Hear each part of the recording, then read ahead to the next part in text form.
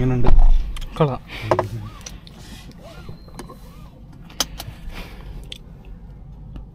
ഇത് 50-50 ഓപ്പണിംഗ് ആയിരുന്നു കേട്ടോ, സൺറൂഫ്. ഓക്കെ, അത് ഞാൻ നോക്കിയില്ല. ഇത് ലൈക്ക് ഈ ബ്ലൈൻഡ്സ് മാത്രമുള്ള ഗ്ലാസ് മൂവ് ചെയ്യോ? ഗ്ലാസ് മൂവ് ചെയ്യില്ല. ഓക്കെ, ഫിക്സ്ഡ് ഗ്ലാസ് ആണ്. ഇപ്പോൾ ഓപ്പൺ ആക്കണമെങ്കിൽ തിരിച്ചാണ്.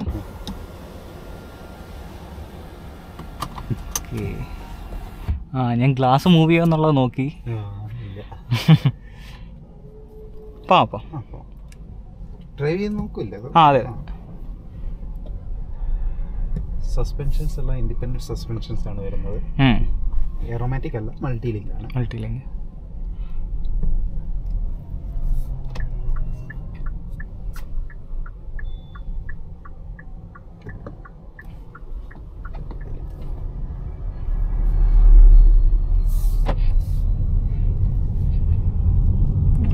ഇത് ഒറ്റ വേരിയൻ്റ് ഉള്ള സിംഗിൾ ട്രിം ആണ് വരുന്നത്. ഓക്കെ,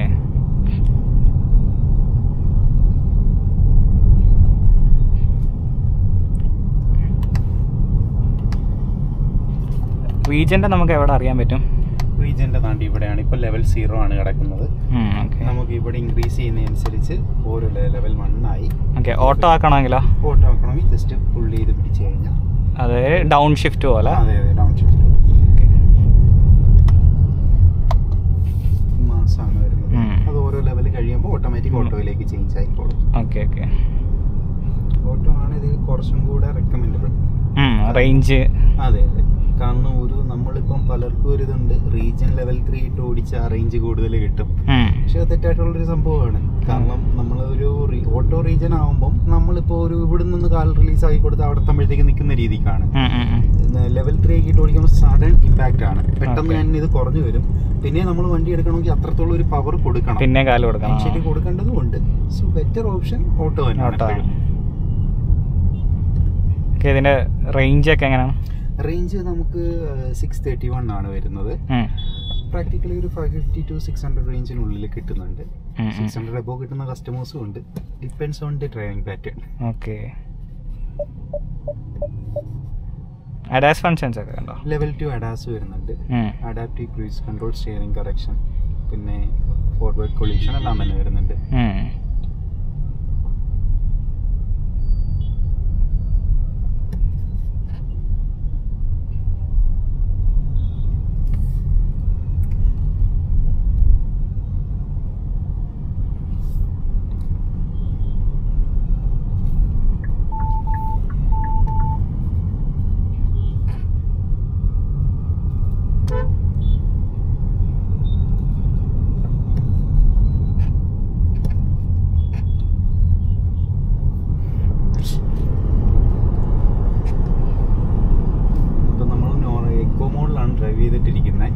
ഡ്രൈവ് മോഡ്സ് ചേഞ്ച് ചെയ്യാൻ പറ്റും. ഇവിടെയാണ് അതിന്റെ സ്വിച്ച് വരുന്നത്, ഈ കൺട്രോൾസ്. ഇത് ജസ്റ്റ് ഒന്ന് പ്രസ് ചെയ്ത് കഴിഞ്ഞാൽ നോർമലിലേക്ക് പോകും. നോർമൽ ഇപ്പം ത്രോട്ടിൽ കൊടുക്കുന്ന കണക്കത്തെ ഒരു റെസ്പോൺസ് ആയിരിക്കും കിട്ടുന്നത്. കുറച്ചും കൂടി ഒരു ആ പവർ ഔട്ട്പുട്ട് കൂടുതലായിരിക്കും വണ്ടിക്ക്. 350 Nm ടോർക്കാണ് നമുക്ക് വരുന്നത്. 216 PS പവർ വരുന്നുണ്ട്. 100 kW മോട്ടർ. ചാർജിങ് ടൈംസ് ഒക്കെ എങ്ങനെയാണ്? ചാർജിങ് ടൈംസ് നമുക്ക് വരുന്നതെന്ന് പറഞ്ഞു കഴിഞ്ഞാൽ ഇപ്പം ഫാസ്റ്റ് ചാർജിങ് ആണെങ്കിൽ 0 to 80 വിത്തിൻ 57 മിനിറ്റ്സ് കൊണ്ടാണ് ആവുന്നത്. DC charge. Normal AC fast charging നമ്മൾ ഹോം ചാർജിങ് കിറ്റ് ഇൻസ്റ്റാൾ ചെയ്യുന്നതിനകത്തൂടെ ഒരു 6 to 7 hours കൊണ്ട് ഫുൾ ചാർജ്. പിന്നെ 350 kW ചാർജിങ് സപ്പോർട്ടഡ് ആണ് വെഹിക്കിളിനകത്ത്. കറന്റ് കേരളത്തിൽ നമുക്കില്ല. അതുണ്ടെങ്കിൽ 0 to 80% വിത്തിൻ 18 മിനിറ്റ്സ് കൊണ്ടാണ് ചാർജ് ആവുന്നത്. ഓക്കെ,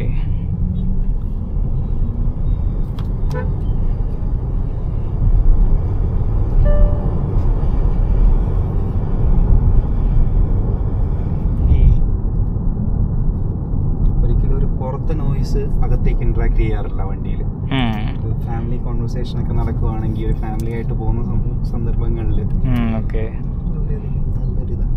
നോയിസ് ക്യാൻസലിംഗ് ഉണ്ടോ? നോയിസ് ക്യാൻസലേഷൻ ആക്റ്റീവ് ബോഡി പ്രസൻസിൽ തന്നെ രീതിക്കാണ് ചെയ്തു വെച്ചിരിക്കുന്നത്. പുറത്തുനിന്നുള്ളതൊന്നും തന്നെ ഇപ്പം വണ്ടികൾ പോകുന്നതാണെങ്കിലും ഒന്നും അകത്ത് കേൾക്കത്തില്ല. ജസ്റ്റ് ഗ്ലാസ് ഒന്ന് ഡൗൺ ചെയ്ത് കഴിഞ്ഞാൽ ഡിഫറൻസ് വേരിയേഷൻ നല്ല രീതിക്ക് അറിയാൻ പറ്റും. എൻ്റെ ഓൺ റോഡ് പ്രൈസിംഗ് ഒക്കെ എങ്ങനെയാണ്? ഓൺ റോഡ് പ്രൈസിംഗ് നമുക്ക് വരുമ്പോഴത്തേക്ക് 50 50,80,000 ആണ് വരുന്നത്. 50 lakh 80,000. ഓക്കെ. എഗ് ഷോറൂം മാത്രമായിട്ട് വരുന്നത് 45,95,000 ആണ്. ബാക്കി നമ്മുടെ ഓൺ റോഡ് വരുമ്പോഴാണ് അത്രയും വരുന്നത്. ഓക്കെ.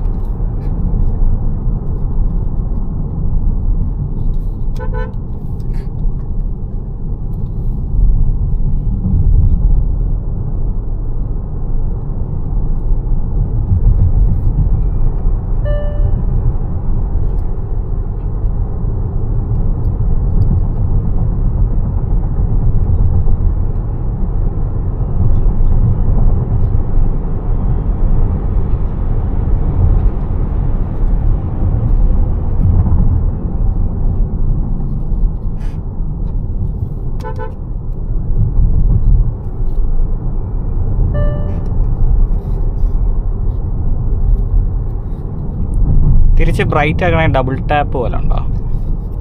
ഫസ്റ്റ് ഒരു auto head lamp first bright ഇടാൻ നോക്കുമ്പോൾ ഓട്ടോ ഹെഡ് ലാമ്പ് ആവത്തുള്ളൂ തോന്നല്ലേ? നമുക്ക് ജസ്റ്റ് ഇൻസൈഡ് പുള്ള് ചെയ്ത് കഴിഞ്ഞാൽ നോർമലി ബ്രൈറ്റ് ഇങ്ങനെ പാസ് ചെയ്യാൻ പറ്റും. ഔട്ട് സൈഡ് ഇതാക്കുവാണെങ്കിൽ അത് ബ്രൈറ്റ് വീണ് കിടക്കും. ഔട്ട് സൈഡ് ഞാൻ ഫസ്റ്റ് ടൈം ഞെക്കുമ്പോഴത്തേക്ക് ഇവിടെ ഓട്ടോ ഹെഡ് ലാമ്പ് എന്ന് വന്നു. ഡബിൾ ടാപ്പ് ചെയ്യുമ്പോഴാണ് ബ്രൈറ്റ്.